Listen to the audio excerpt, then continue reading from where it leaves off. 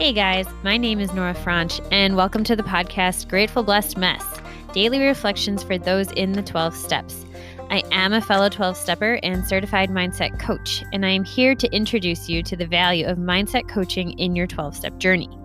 So if you feel like you are stuck in the steps, if you're slipping and sliding with your abstinence, mindset coaching may help you as it did me, and you can find me at CatholicMindsetCoaching.com.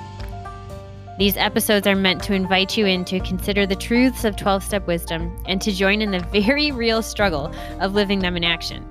I hope that it feels almost like a mini meeting, and I invite you to contribute your own share on the Grateful Blessedness Facebook group to keep the discussion going. My comments are based on my own experience, so feel free to take what you like and leave the rest. But my hope is to encourage you on your own daily 12-step journey. As they say, you cannot stay clean on yesterday's shower. So without further ado, let's begin.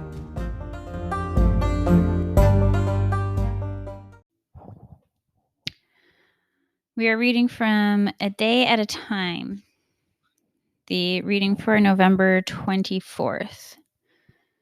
Although we came into the program to deal with a specific problem, we soon became aware that we would find not only freedom from addiction, but freedom to live in the real world without fear and frustration.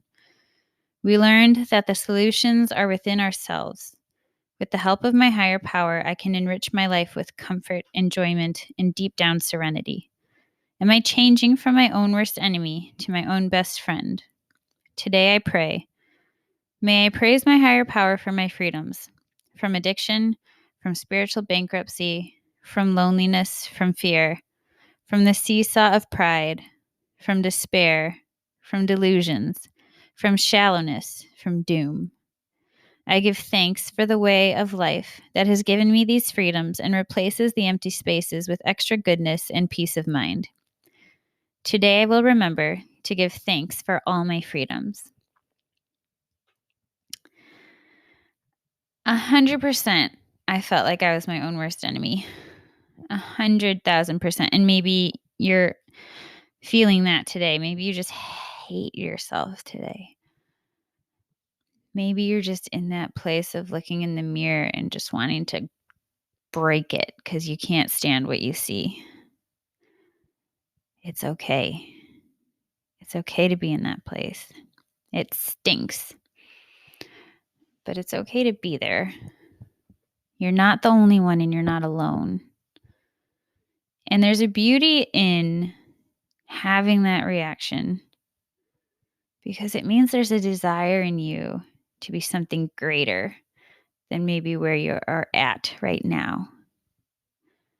And that desire for something greater is that freedom that we read about today.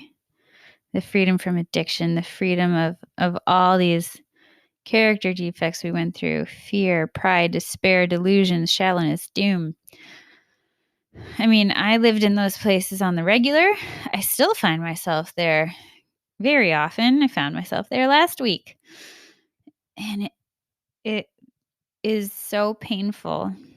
And it's hard to remember that you're going to come out of it. And it's hard to remember that you've been here before. And it's hard to not just drown in feeling that way.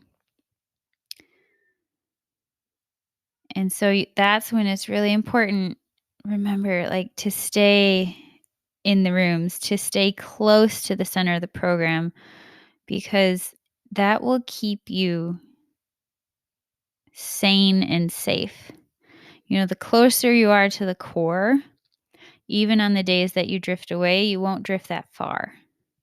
So on the good days, stay super close so that on the bad days, you don't drift that far and that, you know, you have some good habits already in there, like talking to your sponsor regularly and going to meetings. And, you know, I was so angry last week. I was in such a bad place that I couldn't even pick up the pen to journal. Just felt like I couldn't. I was just so angry. And that's a pretty significant thing for me. I love to write. I love to journal. I love to pick up the pen. I have my blog. I have my journals. And so even like there are times where even our favorite go-tos either don't work or we have so much resistance to them. And I wish I had journaled because I know that would have helped.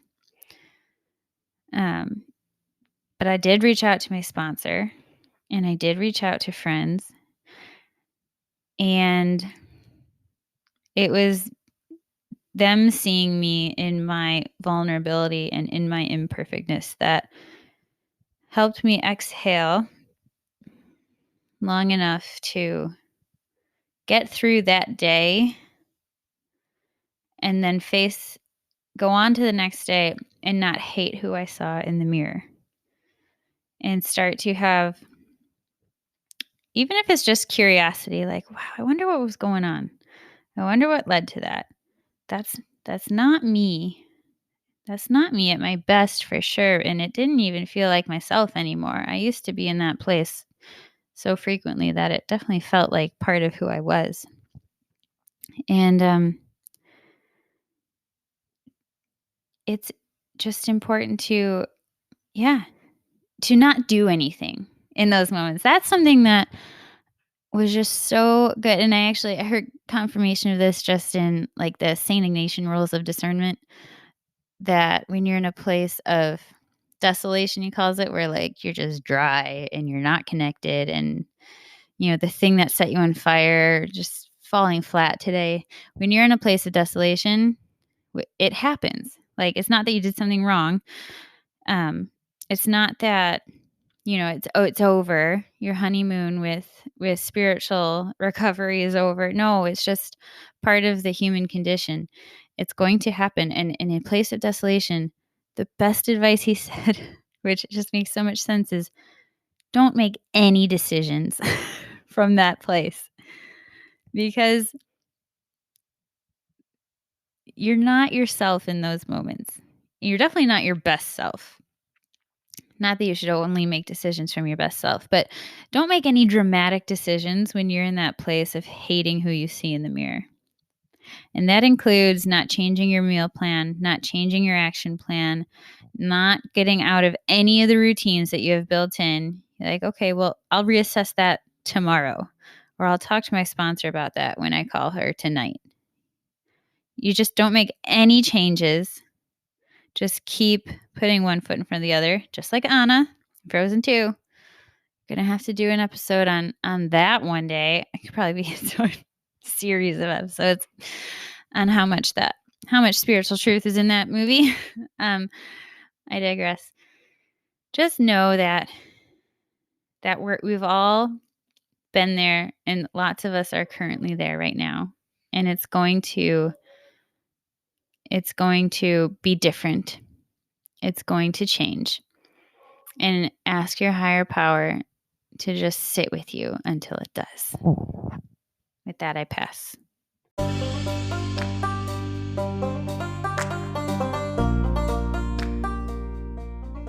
Thank you so much for listening to today's episode.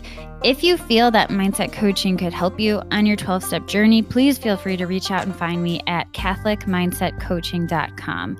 But more than that, it's important to me to give listeners like yourself a place where you do not need to feel alone on your 12-step journey. And for that reason, I've created a Facebook group. It's called Grateful Blessed Mess. And it's a place where listeners can go to add their own commentary on the share for the day, in addition to my own, and for us just to have a conversation or start a back and forth where people can find support in their 12-step journey. This is not a replacement for 12-step work. This is something outside of the 12 steps. It is simply something that has a heart for the 12 steps and those who are in it. And so, welcome. If you are here, chances are you may also be a bit of a mess. And I hope that you can learn to find some gratitude in the blessings that have come from your messes.